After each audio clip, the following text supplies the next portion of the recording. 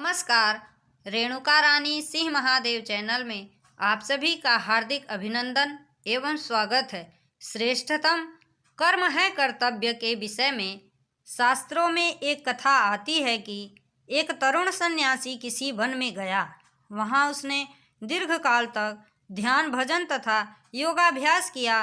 अनेक वर्षों की कठिन तपस्या के बाद एक दिन जब वह एक वृक्ष के नीचे बैठा था तो उसके ऊपर वृक्ष से कुछ सूखी पत्तियां आ गिरी।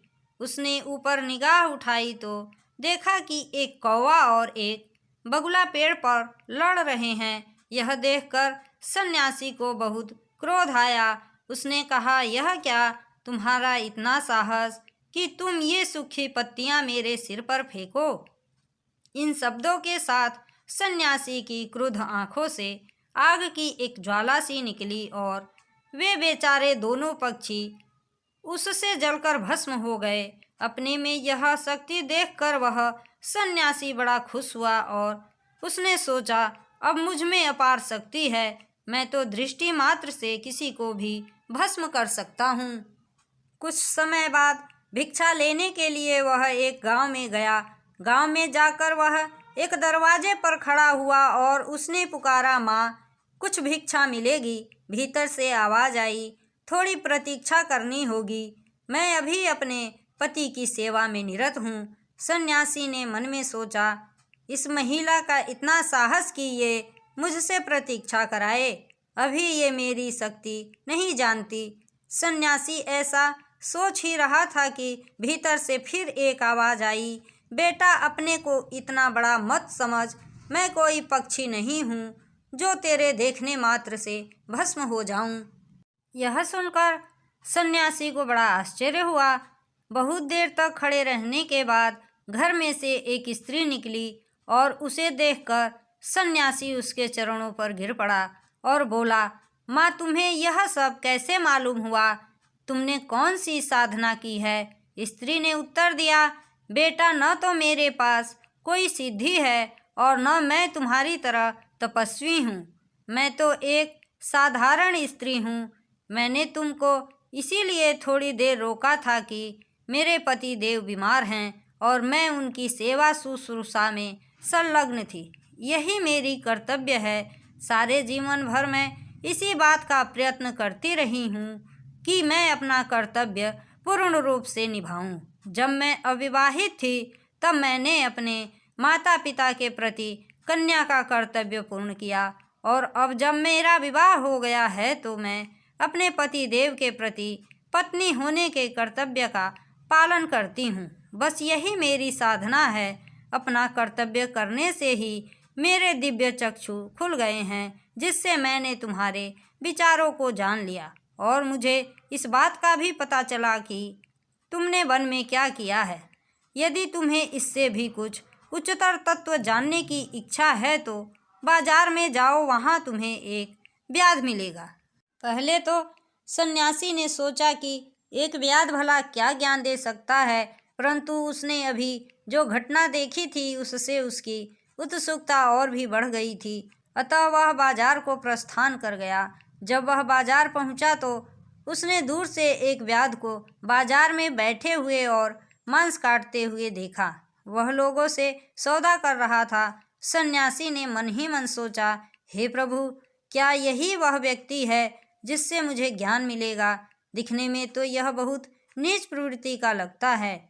इतने में व्याध ने सन्यासी की ओर देखा और कहा, महाराज, यहाँ पर भी आपको थोड़ी प्रतीक्षा करनी होगी, ठीक वैसे ही जैसे उस पतिव्रता महिला के यहाँ करनी पड़ी थी। मैं जरा अपना काम समाप्त कर लूँ। यह सुनकर सन्यासी के आश्चर्य का ठिकाना न रहा। सन्यासी ने देखा कि व्याध अपना काम लगातार करता रहा और जब वह अपना काम पूरा कर चुका तो उसने अपने रुपए पैसे समेटे और सन्यासी से कहा, चलिए महाराज, घर चलिए। घर पहुंचकर व्याध ने उन्हें आसन दिया और बैठक में बैठाकर कहा, आप यहाँ थोड़ा ठहरिए। इतना कहकर व्याध घर के अंदर चला गया। वहाँ उसने अपने वृद्ध माता पिता को स्नान कराया, उन्हें भोजन कराया और फिर वह उस सन्यासी के पास आया और उनसे बोला, महाराज, आप मेरे पास आए हैं, अब बताइए मैं आपकी क्या सेवा कर सकता हूँ।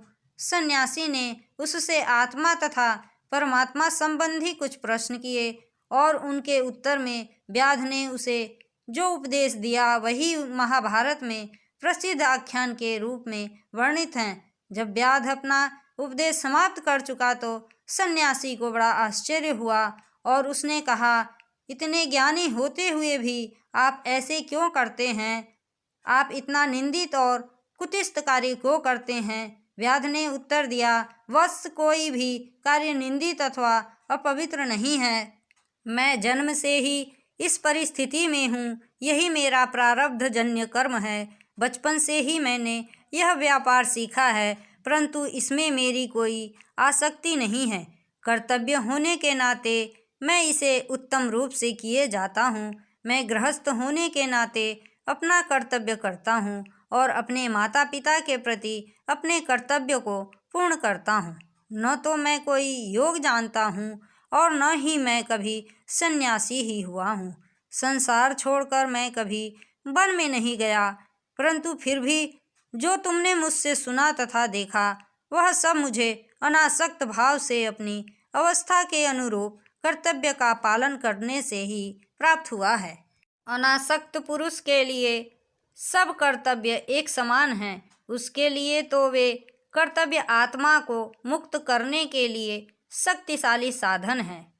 व्याध एवं वह स्त्री दोनों ने अपना अपना कर्तव्य बड़ी प्रसन्नता तथा तन्मयता से किया और उसका फल यह हुआ कि उन्हें दिव्य ज्ञान प्राप्त हुआ। इससे हमें यह स्पष्ट होता है कि जीवन की किसी भी अवस्था में कर्म फल में बिना आसक्ति रखे यदि कर्तव्य उचित रूप से किया जाए तो उससे हमें परम पद की प्राप्ति होती है। परमात्मा द्वारा प्रदत्त कर्तव्य का अनासक्ति एवं पूर्ण श्रद्धा से निर्वहन ही श्रेष्ठतम कर्म है। यदि कर्तव्य का कोई एक सार्वभौमिक भाव रहा है तो वह है परोपकाराय पुण्याय पापाय परपीडनम, अर्थात परोपकार ही पुण्य है और दूसरों को दुख पहुंचाना ही पाप है। इसी के साथ मैं अपनी वाणी को विराम देती हूँ। जय हिंद, जय भारत।